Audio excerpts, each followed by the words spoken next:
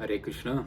Welcome to the Amalaki Ekadasi narration from the Brahma Vaivarta Puran. Brahmanda Puran. We begin. Om Namo Bhagavate Vasudevaya. Om Namo Bhagavate Vasudevaya. Om Namo Bhagavate Vasudevaya. Amalaki Ekadasi.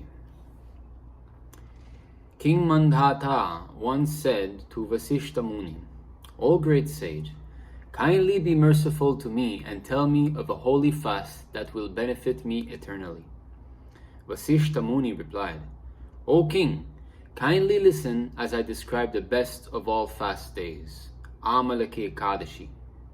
He who faithfully observes a fast on this Ekadashi obtains enormous wealth, gets free of the effects of all kinds of sins, and attains liberation. Fasting on this Ekadashi is more purifying than donating 1,000 cows in charity to a pure Brahmana.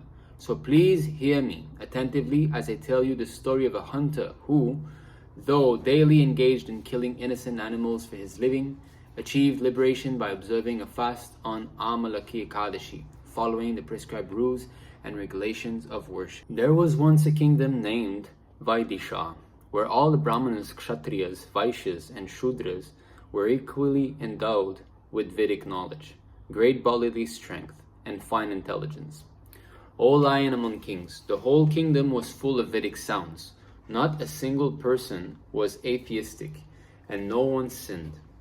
The ruler of this kingdom was King Pashabinduka, a member of the dynasty of Soma, the moon.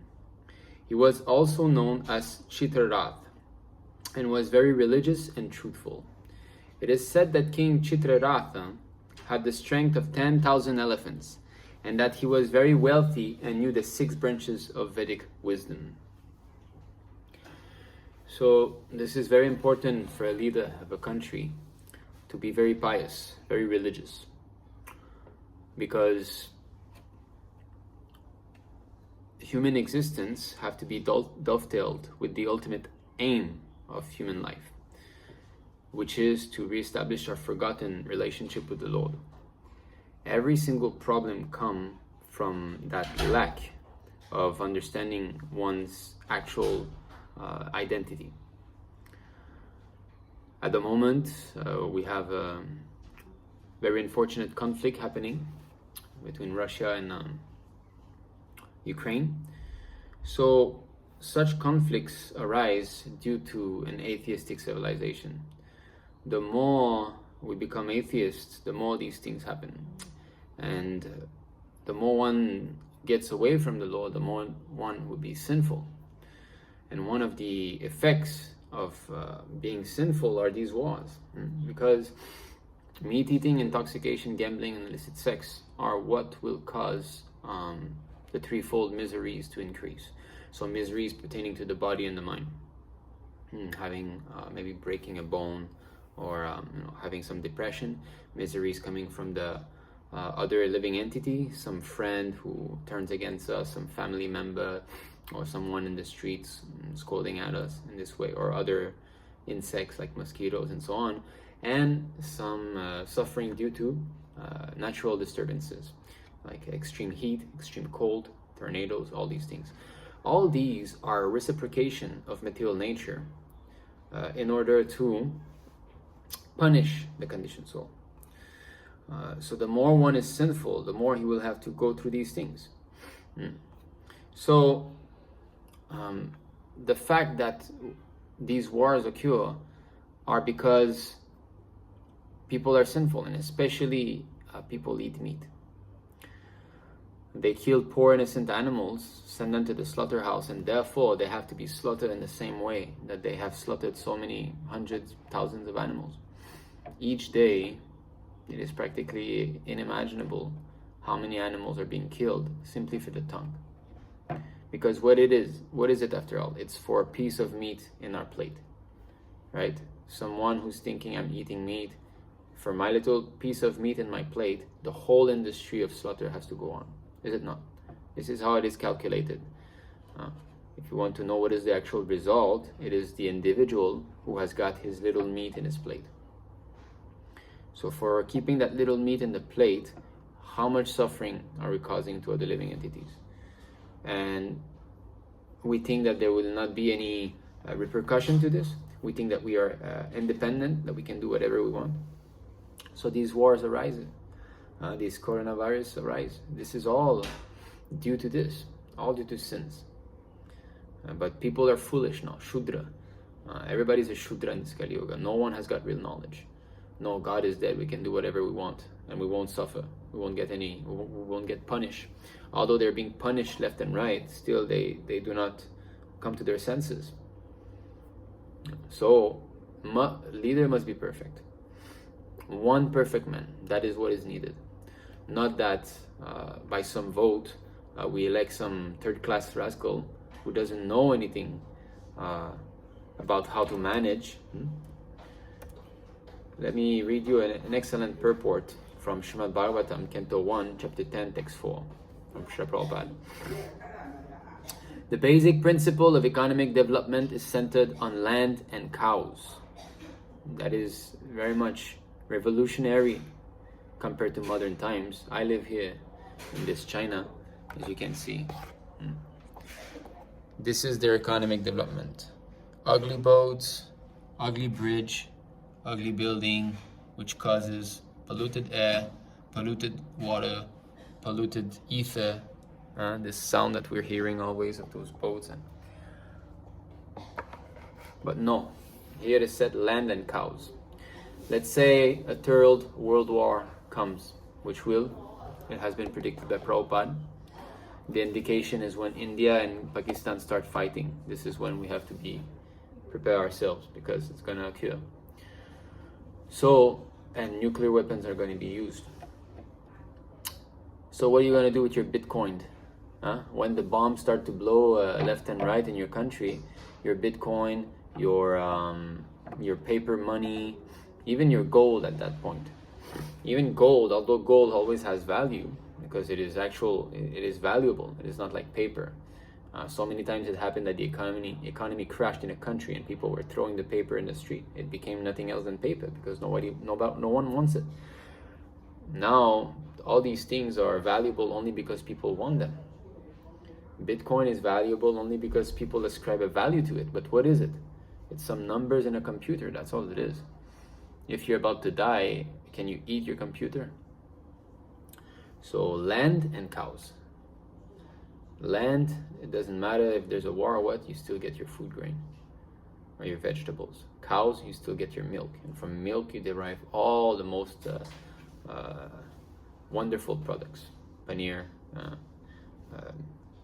yogurt, ghee, etc. So, the necessities of human society are food grains, fruits, milk, minerals, clothing, wood, etc. One requires all these items to fulfill the material needs of the body. Certainly, one does not require flesh and fish or iron tools and machinery. During the regime of Maharaj Yudhishthira, all over the world there were regulated rainfalls. Rainfalls are not in the control of human being. The heavenly king Indradeva is the controller of rains, and he is the servant of the Lord. Now they will say, what is this? You think you believe in some angel in the sky? Oh, you control rain. It's you who bring the clouds above my head and make it fall. Why should I listen to you? Rascal, why should I listen to you for my water supply? Because you can make some little tubes and this and that, and I open the tap, you think you're God? Who's keeping all these millions of tons of water? You see what's in the sky? This is millions of tons of water. Can you make this float in the sky? So these atheist rascals, we should disassociate ourselves with them by pushing them away like this. With the mind, like, rascal, you're a rascal, I won't listen to you. We should not listen to them. Not associate with them at all. They are misleading people. Their only aim is to kill God. See? So yes, there are other living entities much more powerful than human beings in this universe. But that they don't want, because it bruises their ego. No. What was there before are monkeys, and therefore we are the top of the ladder now. We're the best, we're the center of the universe. That mentality is demoniac. And that is very dangerous.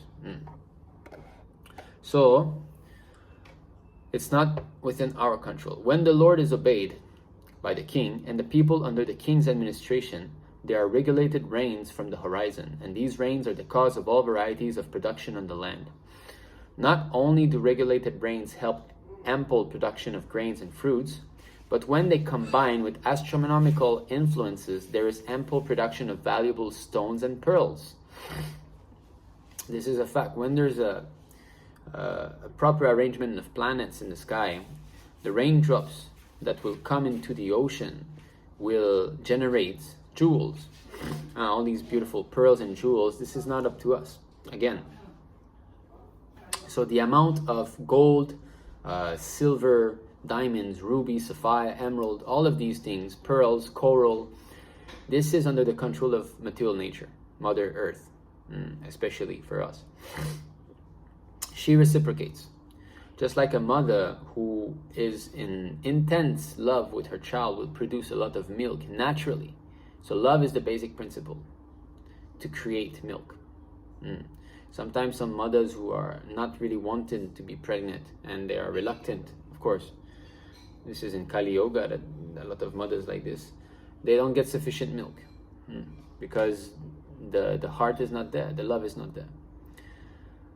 So that's why cows also need a calf. They have the calf, then they produce milk. So Mother Earth will reciprocate. If she is in love with her children, us, she will reciprocate naturally, she will give. But if she sees that my children are exploiting me, they are digging holes all over my body, they're fighting and killing one another, they're destroying each other's country, they're sending their poor little brothers, the animals, to the slaughterhouse, why would she reciprocate? It is said that before, everybody had gold on them. Even Shudra, they had golden ornaments. Now, who's got gold? One little ring there. You see how the president of each country are dressed. What is this? Suit, tie? This is cloth only. This is cotton, or silk at most. A little piece of silk here hanging. That's all they can have. Before kings, they used to have golden helmets, jewel encrusted, bangles. So many jewels we're not even aware of now. Now they know ring, necklace, and earrings. That's it. Except that maybe bracelet. They don't know women used to wear this one. I don't know the exact term. Here, here like this. There's so many on the waist, like that, on the ankle bells, the ring, the toes. I mean, very, very fallen civilization. We think we're advancing because we've got these pieces of plastics in our pockets that have screens on them. Yeah, you wait 5 years, let's see if you like your piece of plastic. And we throw it away and we buy a new one. That means it doesn't have value. If you have a golden ring with a diamond on it, after 5 years, it's still a golden ring with a diamond on it. These gifts are given by nature. These are the creations of the Lord. And actually, to be happy, people need these things. They want these things. It's attractive, even for sense gratification speaking. These things, gold, jewels, this is real understanding of how opulence is to be manifested in human society. Now, grains and vegetables can sumptuously feed a man, and animals, and a fatty cow delivers enough milk to supply a man sumptuously with vigor and vitality. If there's enough milk, enough grains, enough fruit, enough cotton, enough silk, and enough jewels, then why do the people need cinemas, houses of prostitution, slaughterhouses, etc.? What is the need of an artificial, luxurious life of cinema, cars, radio, flesh, and hotels? Has this civilization produced anything but quarreling individually and nationally? Has this civilization enhanced the cause of equality and fraternity by sending thousands of men into a hellish factory and the war fields at the whims of a particular man? Just like now. Because this man, this president of Russia, Putin, he has got this plan of his. And because of this, he's sending thousands of young men to be killed. Just because of his whims. That's all. Therefore, when you put a rascal, a demon, as a leader of a country, this is what happened. Chaos occurs. It is said here that the cows used to moisten the pasturing land with milk because their milk bags were fatty and the animals were joyful. Do they not require, therefore, proper protection for a joyful life, by being fed with a sufficient quantity of grass in the field. This is another nonsense of course, they're trying to do good, vegan, because it's a fact that the way that they treat cows in the milkage process, it's horrible also. The cows are suffering, so that's a fact. But it's not that the cows are not person and that they don't like to reciprocate and help us have a reciprocation. They know that we take their milk, and they know that they're helping us with their milk. But at the same time, they also accept that we are rendering service to them by protecting them, by bringing them from pasture to pasture, by taking care of their diseases and all, by protecting their herd, because cows are herding animal. They like to live in company of other cows, and they like to be in companies of humans who love them. They are also persons. So this veganism is to remove the personality of a cow, that the cow cannot have a reciprocation with human beings. It's simply saying that no, us human beings will only exploit. No, if I render service to you, you render service to me, it is no longer exploitation. Exploitation means I take service from you and I give you nothing in return, and I don't care for you. That is exploitation. But if the cow is properly protected, then it is a very joyful relationship. All those devotees who take care of cows, they know much more than I do about this. Now, so they should be protected. Why should men kill cows for their selfish purposes? Why should men not be satisfied with grains, fruits, and milk, which combined together can produce hundreds and thousands of palatable dishes? Why are there slaughterhouses all over the world to kill innocent animals? That's a fact. This is only for the tongue. Of course, they will give you the excuse that, where would the protein come from and this and that. That is all nonsense. It's not because you eat meat that you'll be stronger, Many Kshatriyas used to be completely vegetarian. Arjuna was completely vegetarian. He was the highest, the strongest warrior on earth. So, and plus now also, even now they're doing more and more research, and they find that gladiators in the Roman and Greek Empire used to be vegetarian. And that is very much believable, because actually these are descendants of the Aryan Kshatriyas. The grandsons of Maharaj Parikshit were given the portion of Roman Empire and Greek Empire to rule over. So the Europeans are descendants of Indians. You can see all the demigods that they worship. Surya became, what is this in the Greek? They say mythology. It's not mythology. Anyway, they have the sun god also. That is the Apollo, I believe. Apollo, and then Varuna, the lord of water. He's Zeus. No, Zeus is the king of heaven. Anyway, you can see it's there. And Brahmana was there, Kshatriyas was there, Vaishya. Everything. So it came from India. So it's not that you need to eat meat to be very strong. Grandson of Maharaj Yudhishthira. Maharaj Parikshit, grandson of Maharaj Yudhishthira, while touring his vast kingdom, saw a black man attempting to kill a cow. The king at once arrested the butcher and chastised him sufficiently. Should not a king or executive head protect the lives of the poor animals who are unable to defend themselves? Is this humanity? Are not the animals of a country citizens also? Then why are they allowed to be butchered in the organized slaughterhouses? Are these the signs of equality, fraternity, and non-violence? Everyone is always speaking out these words: equality, fraternity, non-violence. We want peace. Just like all this, those truckers in Canada. There were so many trucks driving together to show their discontent with the laws concerning vaccines and all. They want equality, but then they are killers of animals also. So it is all bogus. They're all very much deceitful. They want to appear to be good people, but where's that good person? Where's the good person everywhere? Srimad Bhagavatam says that unless one is a devotee of Krishna, he's not a good person. Because unless you know what goodness is, you cannot do good. And unless you know who you are, what the self is, you cannot know what goodness is. If your definition of goodness is to make this body comfortable, that is wrong. That is not correct. Vedic culture doesn't agree with making the body comfortable as goodness. In fact, Vedic culture wants to make the body discomfortable. That is goodness. Tapasya, tapodivyam. Now you must suffer some austerities in order to advance spiritually. So to make the body more and more comfortable, all these inventions of that everybody having some sofa, some fan, and all these things. Of course, here we're in a temple. But the point is that this is anartas. The more you try to make the house comfortable, the body comfortable, the more you will forget your spiritual nature. And that is harmful. That is harmful. And to hamper the prerogative of human life, every human being has got the right to study this knowledge, this Vedic knowledge, and to reawaken his relationship with God.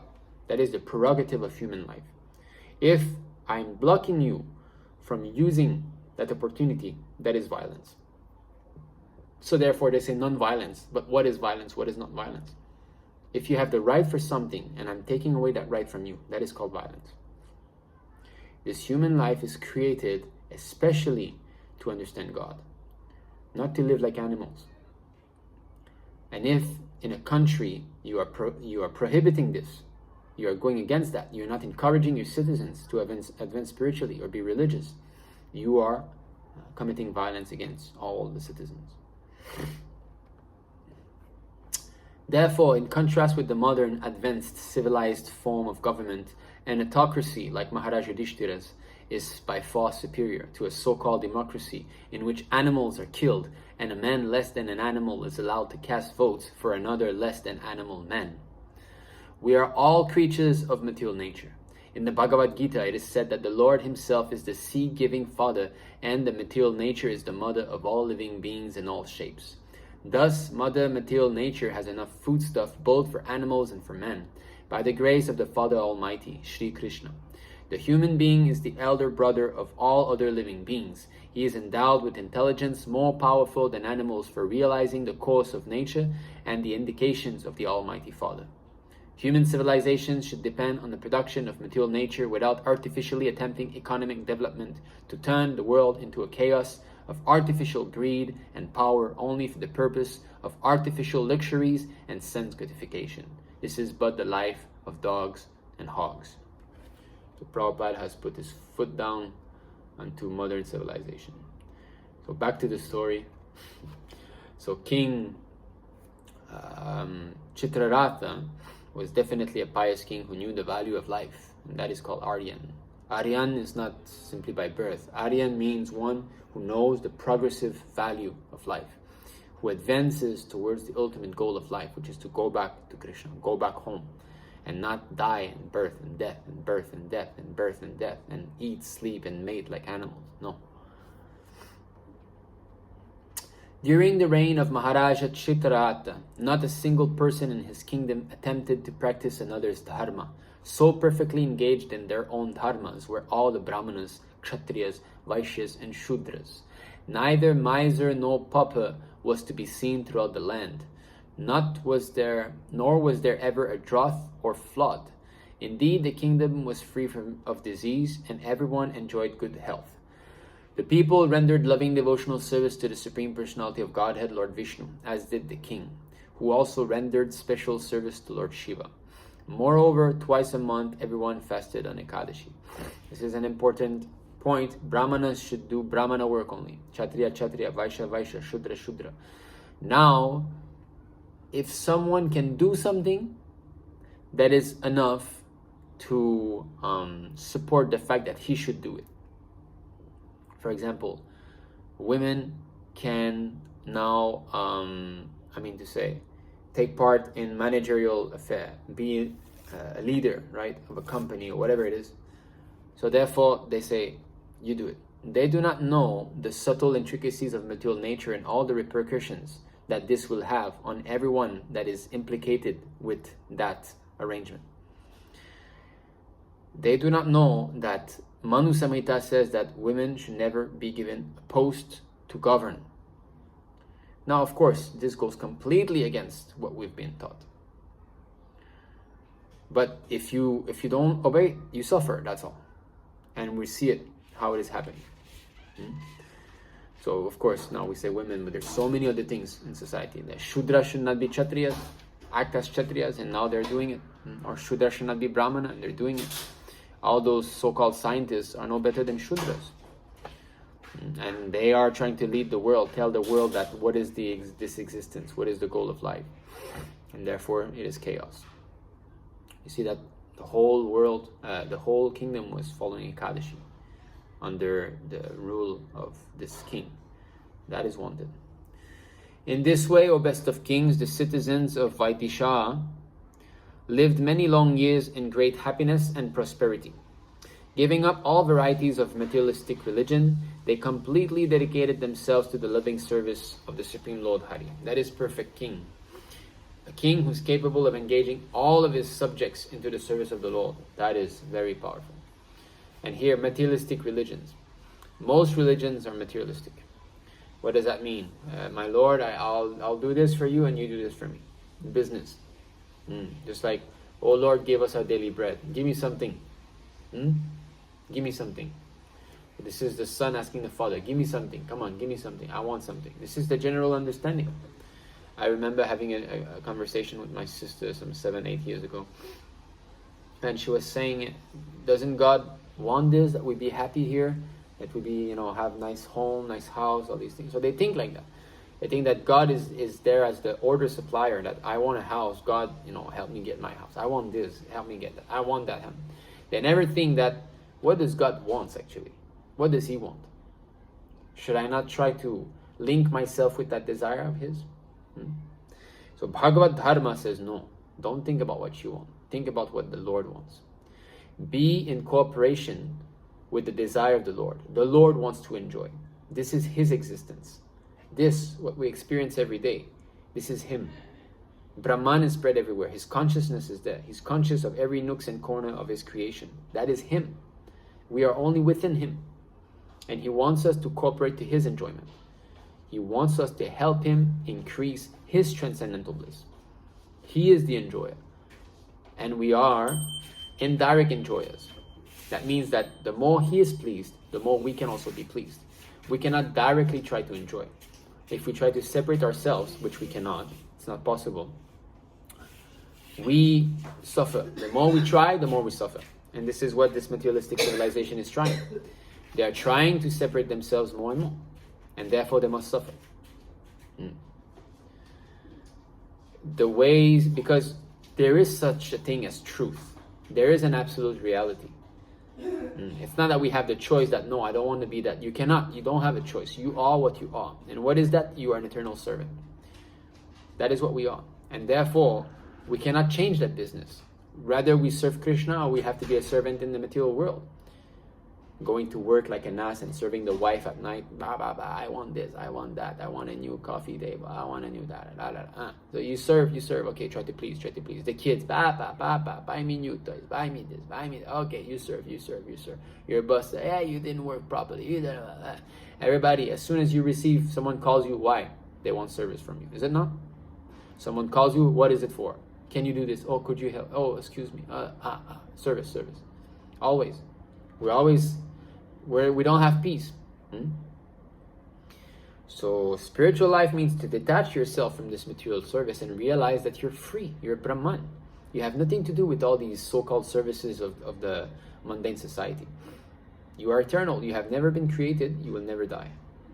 Therefore, you have nothing to do. You're not entangled with all these things. But that is the beginning of spiritual understanding. Further is to understand that actually you're an eternal servant of the Lord. So you need to start acting according to that relationship. So here, he kicked out all this karma kanda, jnana kanda, and only bhakti he kept. Once in the month of Falguna, the holy fast of Amalaki Ekadasi arrived. Conjoined with Dvadasi, King Chitrarat realized that this particular fast would bestow especially great merit.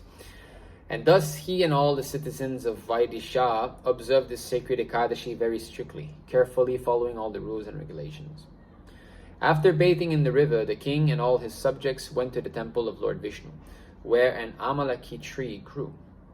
First, the king and his leading sages offered the tree a pot filled with water, as well as a fine canopy, shoes, gold, diamonds, rubies, pearls, sapphires, and aromatic incense.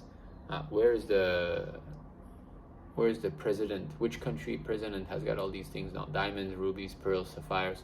Now when they meet one another, what do they offer? Oh, here's a box from 300 years ago. Oh, here's a printed recognition that you're a good man. All they offer to one another is like garbage. It's worth nothing. Then they worship Lord Parashuram with these prayers. O Lord Parashuram, O son of Renuka, O all-pleasing one, O liberator of the worlds, kindly come beneath this holy Amalaki tree and accept our humble obeisances. Then they prayed to the Amalaki tree. O Amalaki, O offspring of Lord Brahma, you can destroy all kinds of sinful reactions. Please accept our respectful obeisances and these humble gifts. Humble gifts. It's a typo. O Amalaki, you are actually the form of Brahman, and you were once worshipped by Lord Ramachandra himself. Whoever circumambulates you is therefore immediately free of all his sins. So there are pious trees and impious trees. The holiest of all trees is Tulasi. Tulasi Devi, she's the holiest. Now Amalaki. Amalaki fruit is also very good for health. I'm sure all of you know. After offering these excellent prayers, King Chitrarath and his subjects remained awake throughout the night, praying and worshipping according to the regulations governing a sacred Ekadashi fast. Again, remaining awake throughout the night, this comes over and over again in all Ekadashi stories, almost all Ekadashi stories. Pandavas used to do that, remain awake all night. This actually, it's a Vedic tradition since time the Ekadashi was created. And Kali Yoga is kind of dying. We are not so strong as to do this, but still some people do it. They fast whole day and stay awake whole night. Very rare though. It was during this auspicious time of fasting and prayer that a very irreligious man approached the assembly, a man who maintained himself and his family by killing animals. Burdened with both fatigue and sin, the hunters saw the king and the citizens of Vaidisha observing Amalaki Ekadasi by performing an all-night vigil, fasting and worshipping Lord Vishnu in the beautiful forest setting, which was brilliantly illuminated by many lamps. The hunter hid nearby, wondering what this extraordinary sight before him was. So, very lowly class hunter, burdened by sin. That is a very nice way to put it. The more we sin, the more we become burdened by the reactions of our sin. We are covered more and more, and we cannot understand what is happening. Just like when you carry an extreme burden, something extremely heavy, your existence become confused. You cannot think properly. You're just thinking of when shall I be released from this suffering. So the more we become sinful, the more we cannot understand what is good, what is not good. We think that sins are religions, and we think that religions is sins. We see everything topsy-turvy. So he's looking at all these pious citizens and the king, What is going on here, he thought. What he saw in that lovely forest beneath the holy Amalaki tree was the deity of Lord Damodara being worshipped upon the asana of a water pot. And what he heard were devotees singing sacred songs describing Lord Krishna's transcendental forms and pastimes. This is an important point, that this probably happened in a previous age, I do not think that it is in the Kali Yoga, because it is said, all the king, the whole citizens were following. Of course, it could be in Kali Yoga, but anyway, my point is that the pastimes of Lord Krishna were known even before he came 5,000 years ago. It's not that they were unknown, they were known already. Despite himself, that staunchly irreligious killer of innocent birds and animals spent the entire night in great amazement as he watched the Ekadashi celebration and listened to the glorification of the Lord. Soon after sunrise, the king and his royal retinue, including the court sages and all the citizens, completed their observance of Ekadashi and returned to the city of Vaidisha. Can you imagine the king and all the citizens? That means he emptied the entire city to go there. So what a great arrangement, what a great festival. Can you imagine the entire city just goes out and perform devotional service together? How powerful the influence should be, You're sitting amongst literally millions of devotees. The hunter then returned to his hut and happily ate his meal. In due time the hunter died, but the merit he had gained by fasting on Amalaki Ekadasi and hearing the glorification of the Supreme Personality of Godhead, as well as being forced to stay awake all night, made him eligible to be reborn as a great king endowed with many chariots, elephants, horses, and soldiers. His name was Vasurata, the son of King Vidurata, and he ruled over the kingdom of Jayanti. So, I just want to see. Okay, yeah. So sinful, yet so fortunate that he was forced to stay awake all night. He was forced to fast on Amalaki Ekadasi, and he was forced to hear the glorification of the Lord. Now, if such a person, simply by following one Ekadashi, staying awake and listening to, glorification of the Lord, he became to such an exalted position, then what about the devotees who have dedicated their entire life for Krishna? What about them? What about the devotees who are chanting 16 rounds every day, reading Bhagavatam every day? What position will they get? Of course, our goal should not be to be reborn a king and this and that, to me that sounds like more entanglement, but still the power of listening to Harikatha. King Vasurata was strong and fearless. So that's the hunter. Now he became King Vasurata. Was strong and fearless, as effulgent as the sun and as handsome as the moon. In strength he was like Vishnu, and in forgiveness like the earth itself. Very charitable in every and very truthful. King Vasurata always rendered loving devotional service to the Supreme Lord, Shri Vishnu. He therefore became very well versed in Vedic knowledge. Always active in the affairs of state, he enjoyed taking excellent care of his subjects, as though they were his own children. He disliked pride in anyone and would smash it when he saw it. He performed many kinds of sacrifices, and he always made certain that the needy in his kingdom received enough charity. So just see, that is the real actually merit that he got. Becoming a king was not such a merit, but to be like this, so pious, and protecting his citizens and all, that is the true result of his piety. That means that he got the chance to be doing even more pious deeds and devotional service, because he says devotional service to the Supreme Personality of Godhead, Lord Vishnu. In other words, he became a devotee. That is the real gift. One day while hunting in the jungle, King Vasurata strayed from the footpath and lost his way. Wandering for some time and eventually growing weary, he paused beneath a tree and, using his arms as a pillow, fell asleep. As he slept, some barbarian tribesmen came upon him, and remembering their long-standing enmity toward the king, began discussing among themselves various ways to kill him. It is because he killed our fathers, mothers, brothers-in-laws, grandsons, nephews, and uncles that we are forced to aimlessly wander like so many madmen in the forests. So saying, they prepared to kill King Vasurata with various weapons, including spears, swords, arrows, and mystic ropes. So yes, there are lower class people that need to be controlled. Vedic culture doesn't accept that everybody is equal. No.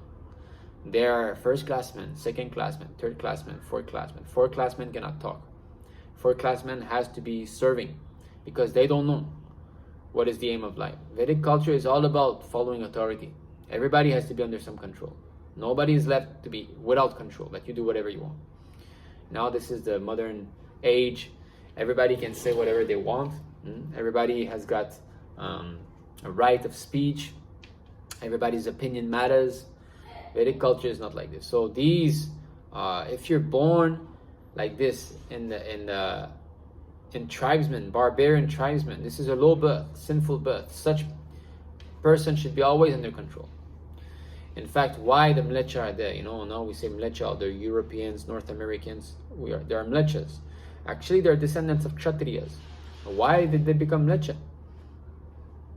Because all these Kshatriyas that left India, they associated with the barbarians that were already there in the Nordic countries. And by association, they degrade it. You see, so how dangerous it is. But such distinctions are not by birth. Not that you are born Shudra and then your fate is sealed. Generally, it is like this, but not always. Because if one becomes a devotee of the Lord, then there's no question of being a Shudra anymore. He can change, And plus, it is by quality and work, not by birth. By the actions and the quality of a person that we know who he actually is. So they prepared to king the king. But none of these deadly weapons could even touch the sleeping king.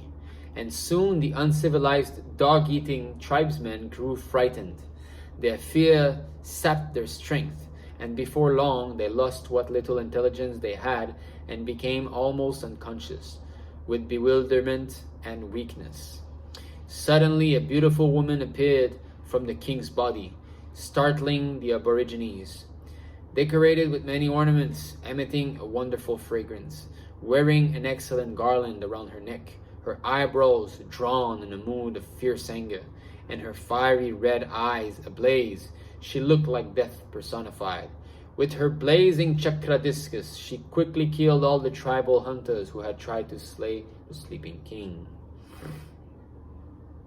Just then the king awoke, and seeing all the dead tribesmen lying around him, he was astonished. He wondered, "These are all great enemies of mine. Who has slain them so violently? Who is my great benefactor?" At that very moment, he heard a voice from the sky. "You ask who helped you? Well, who is that person who alone can help anyone in distress? He is none other than Shri Keshava, the Supreme Personality of Godhead. He who saves all who take shelter of him without any selfish motive." Upon hearing these words, King Vasurata became overwhelmed with love for the personality of Godhead. He returned to his capital city and ruled there like a second Indra, without any obstacles at all. Therefore, O King Mandhata, the venerable Vasishta Muni concluded, "Anyone who observes this holy Amalaki Ekadasi will undoubtedly attain the supreme abode of Lord Vishnu. So great is the religious merit earned from the observance of this most sacred fast day." Thus ends the Vrajavasi narration in the glories of Falguna Shukla Ekadashi or Amalaki Ekadashi from the Brahmanda Purana. So the Lord protected his devotee, but he came in the form of a woman. Right? This is what we read. Yes. So this I do not know why. I do not know which form of the Lord was this. But chakra, maybe it was the Mohini Murti form. I don't want to speculate. So anyway, again, beautiful story of Ekadashi. This is all parts of the austerities that we have to make in order to advance spiritually. And finally taste, have some taste in devotional service. That is important to attain the Ruchi platform. Because after all, this is what we want pleasure. And that comes at the Ruchi stage. Of course, devotional service in the beginning, we will appreciate it because it diminishes the sufferings, There are many kleshas. I believe there are 5 kleshas, which are different sorts of suffering pertaining to material existence. And they diminish with devotional service as soon as one starts chanting, reading in this way. But actual taste starts at the Ruchi platform. That is a high platform, It comes after Narta Nivritti. So when one is thoroughly cleansed, not fully, but thoroughly, then taste for devotional service can be awakened. And this is what we want. So we have to be serious. It's not an easy thing. It's not a game, It's not a toy. It's not a kid story, all of this. We're stuck here, we came to the material world. We're conditioned with these bodies, growing old, right? We don't want that. We're harassed by thirst, hunger, all these things. Why is this happening to us? How come we're all here in this mess? What did we do? Sastra says we made a mistake. We left the Lord. So we have to believe these things. We're covered. Our consciousness is just so low, so drowsy. We don't want to think, we don't want to know, and like zombies sleeping. That's why Bhaktivinoda Thakur is calling us, Jeev Jago, wake up, sleeping souls. Chaitanya Mahaprabhu came, he's trying to save you. So we have to be, it's up to us basically, how much we're going to do, how much serious are we going to be. This is where the free will lies. This free will is the most subtle, we have to pray to the Lord to help us surrender, to give us intelligence on how to advance spiritually, to give us the strength to follow the instructions, to give us blessing, giving us the opportunity to associate with devotees. Prabhupada said Krishna gives us opportunity every second. Imperceptibly, he gives us opportunity to advance spiritually. Imperceptibly. But it's us who are so polluted that we don't see that. How is it that the Lord is always giving? Yes, he's always giving a chance. And it's us rascals who just cannot understand. He's always there trying to help us.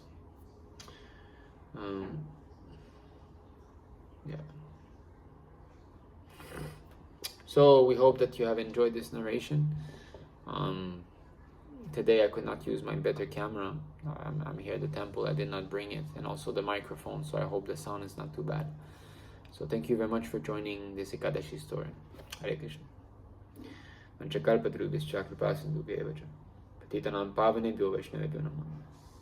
Ananta Koti Vaishnava Vrinda ki jai, Prabhupada ki jai, Nitai Go Premanam. Hare Hare.